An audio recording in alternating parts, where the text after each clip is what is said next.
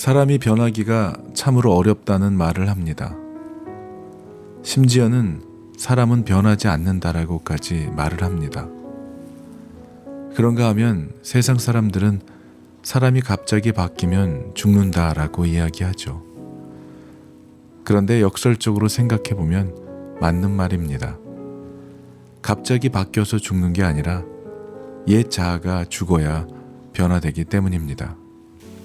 인생의 터닝 포인트를 만나 변화된 삶을 살아가는 사람을 만나는 일이 쉬운 일은 아니지만 그런 사람이 없는 것이 아닙니다. 사랑하는 여러분, 하나님께서 우리에게 주신 타고난 저마다의 기질과 성향은 변하지 않을 수 있습니다.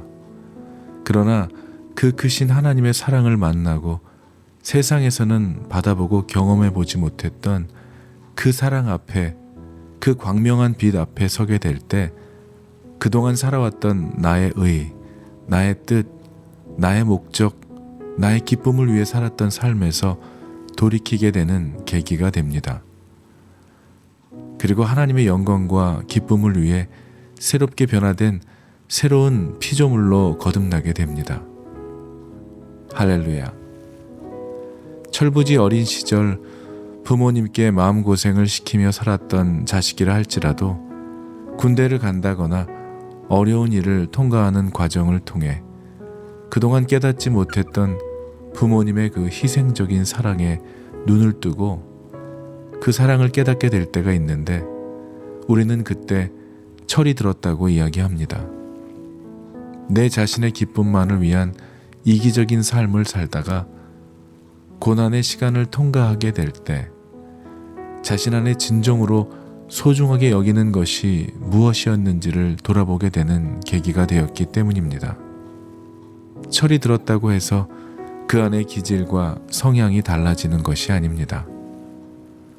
그러나 그동안 깨닫지 못하고 듣지 못하고 보지 못하여 무관심했고 소홀했던 부분에 대하여 마음을 돌이켜 관심을 갖고 귀를 기울이고 시간과 마음을 들여 돌볼 수 있게 되는 것입니다.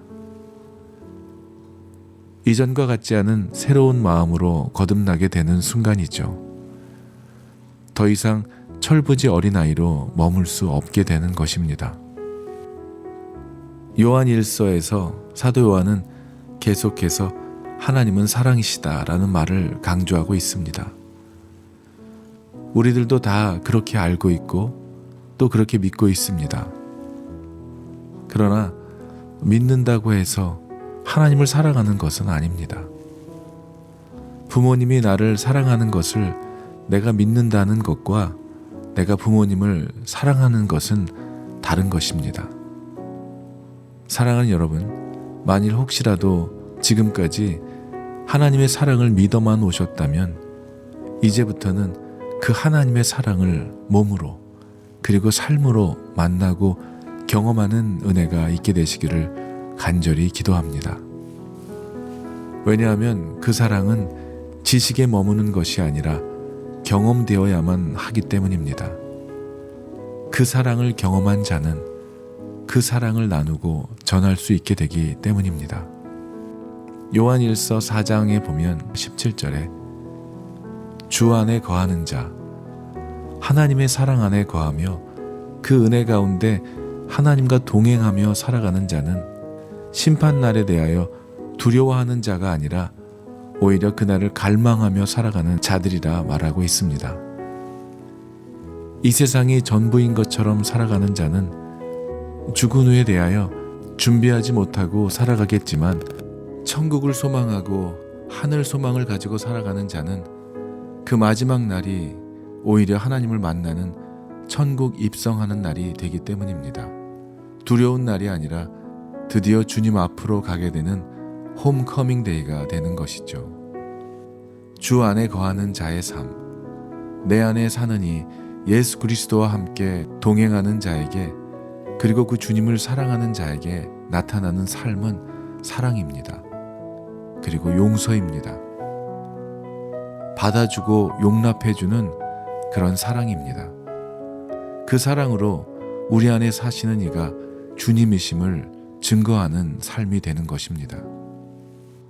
남자와 여자가 만나 사랑함으로 한 생명의 씨앗을 품고 출산하기까지 많은 산고의 고통을 감당해야 하는 임산부의 수고는 이루다 말할 수 없을 것입니다. 자기 몸 안에 있는 생명과 함께 10달 동안 함께하는 동안 아기를 위해 그 아기를 사랑하는 엄마라면 먹는 것도 그리고 보는 것도 삶의 모든 부분들을 자기가 원하는 대로 하지 않습니다. 조금이라도 아이에게 해가 되는 것이라고 여겨진다면 단호하게 절제를 하게 되지요. 자신의 몸에 있는 생명을 보호하는 것이 결국 자기를 보호하는 것이 되기도 하기 때문입니다. 아기를 품고 있는 엄마는 아기의 생명을 위해 자기의 기쁨도 포기할 수 있습니다. 하물며 아기를 임신한 엄마의 삶도 이러할진대 우리에게 성령을 주심으로 우리가 그 안에 거주하고 그 성령님이 우리 안에 거하신다는 것을 믿는 우리들이라면 우리들의 삶은 어떠해야 하겠습니까? 우리 몸이 성령이 거하시는 전이라면 우리가 원하는 대로 우리가 하고 싶은 대로 하면서 살아갈 수 있겠습니까? 만일 그렇다면 그 안에 성령님이 함께 거하신다는 사실을 믿지 않거나 아니면 성령님을 무시하며 살아가는 삶이 될 것입니다. 사랑하는 여러분, 오늘 사도 요한은 다시 한번 우리들에게 깨우쳐 주고 있는 것이 있어요.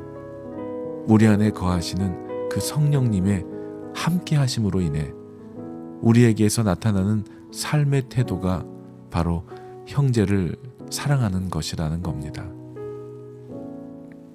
형제를 미워하지 않는 것입니다. 잠시 미워했을지라도 다시 돌아서서 사랑하는 삶이 되어야 하는 것입니다. 드라마 주인공이 사랑하는 여인을 바라보며 이렇게 얘기하는 장면이 있습니다. 내 안에 너 있다.